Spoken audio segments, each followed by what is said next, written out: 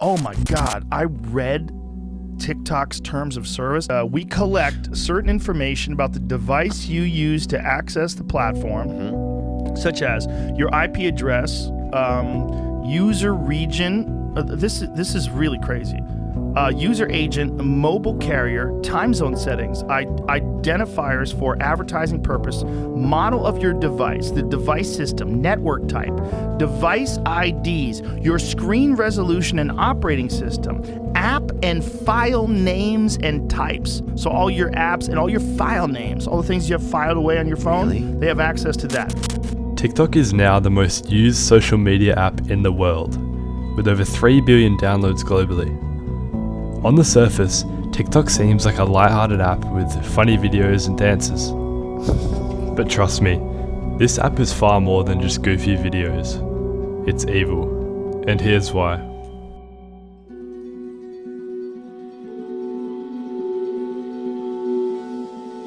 Eating disorder content was being served up within minutes, self-harm content within 2.5 minutes, and every 39 seconds, these test accounts on the recommended For You page were getting harmful content. The TikTok algorithm is extremely addictive and personalized.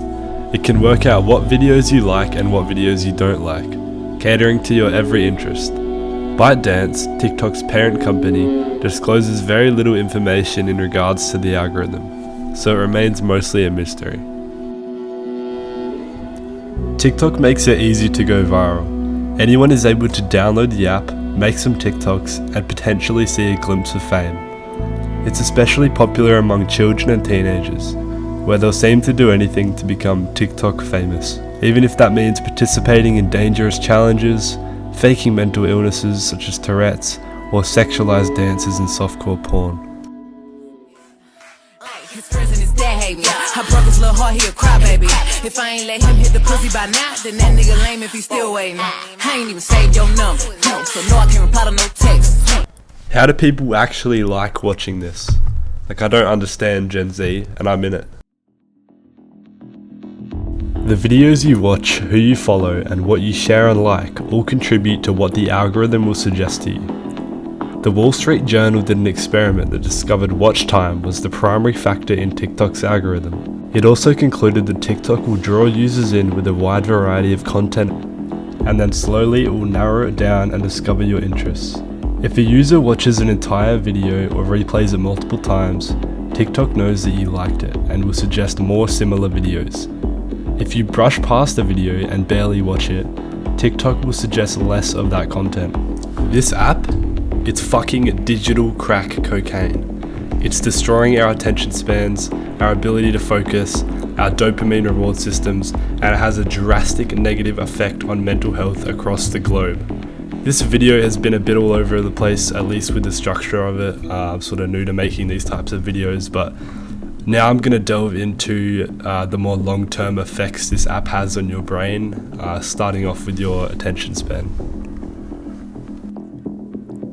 The average TikTok user spends almost an hour on the app per day, which equates to around 316 hours on the app per year. This is the equivalent of using the app non-stop for 13 days straight. In our modern society, we are having an attention crisis, but it's not necessarily our fault. Every time you close TikTok or put down your phone, there are thousands of engineers whose entire job is to get you to pick it back up again. The more time you spend on TikTok, or any social media app for that matter, the more money the company makes. When these apps such as TikTok give you immediate gratification and dopamine just from watching videos, other tasks become mundane and boring. One reason that TikTok is so much more addictive than any other social media app is that it reduces the amount of decisions you make using the app. It's frictionless. You open the app and a video starts playing immediately. You finish that video and all it takes is a swipe to go to the next, and to the next, and to the next. Feeling bored with this one? All it takes is a swipe to see something potentially more interesting. This paired with its algorithm makes the app a struggle to put down, and before you know it, you've spent 3 hours mindlessly scrolling, and then everything else you do that day feels so much more boring. Compare this to something like YouTube, where you open the app, scroll through, look at what videos you might want to watch, and then choose one. The video ends and you get a decision. to go back and find another video, or to stop watching and do something else. This doesn't exist with TikTok. The app seems to train your focus and attention to be short-sighted, meaning you only focus for seconds at a time before you're on to the next video. Focus and attention is a skill, and in today's society we aren't training this skill at all. Answer this question: when was the last time you were in a flow state? A state of deep focus, a state where you were so focused on the task at hand that you lost track of time, where you were fully immersed and energized in an activity without distractions. These states are so important. People such as athletes who experience flow regularly are more likely to develop positive traits including higher self-esteem, better concentration and general performance. We need to get into these states more often, and it's harder to do so when our attention span is so f***ed. A lot of this issue is societal and there's bigger changes that need to happen beyond us as individuals. But what can you do, today, tomorrow and routinely to improve your attention? First of all, you can meditate. Meditation has been proven to increase focus and concentration and a myriad of other things. You should also find an activity that will get you into a flow state, whether it's sports, writing, making music, whatever it may be.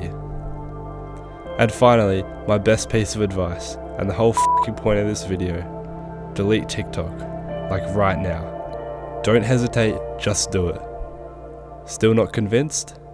Here's what the app does to your brain, and more specifically, your dopamine reward systems.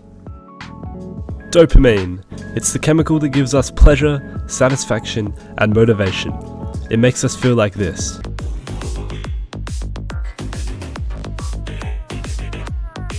Well, actually, that's cocaine. But cocaine releases dopamine. It creates a neurochemical reaction that significantly increases the amount of dopamine that is released by neurons in the brain.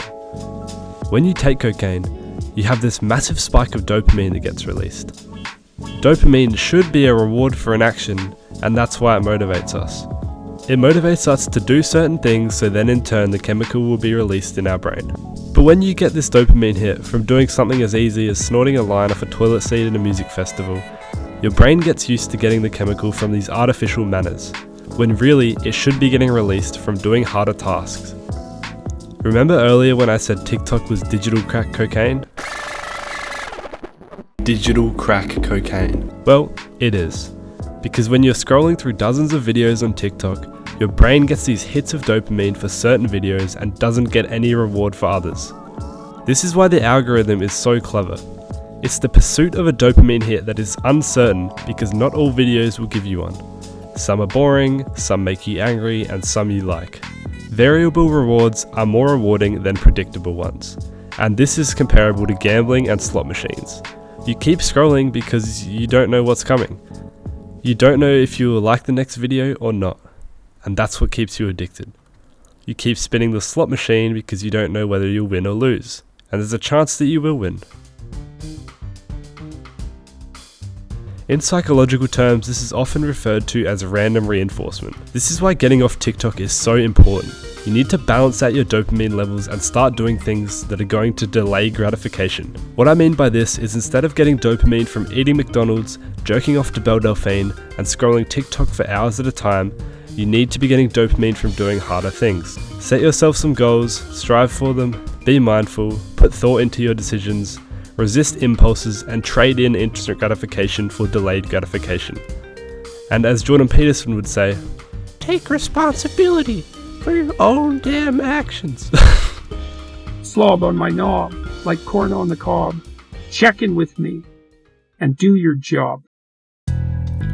The final thing I want to talk about in regards to TikTok is the security threat that it poses. Its parent company ByteDance is alleged to be working with the Chinese Communist Party. While we will probably never know what's going on behind the scenes, we do know that TikTok's terms and conditions you agree to when using the app are pretty alarming. We collect certain information about the device you use to access the platform, such as your IP address, user region. This is really crazy. user agent, mobile carrier, time zone settings, identifiers for advertising purpose, model of your device, the device system, network type, device IDs, your screen resolution and operating system, app and file names and types. It's also well known that the Chinese version of TikTok, Douyin, is far different than the version we get in the West. In China, the videos on the app are science experiments, academic achievements, sports, and all sorts of educational content. Not to mention the fact that children have a limited amount of time on the app. A 60 Minutes interview with Tristan Harris had him state that the Chinese version of TikTok is the spinach version, and our version in the West is the opioid version. In their version of TikTok, if you're under 14 years old, they show you science experiments you can do at home, museum exhibits, patriotism videos, and educational videos. And they also limit it to only 40 minutes per day. Now, they don't ship that version of TikTok to the rest of the world.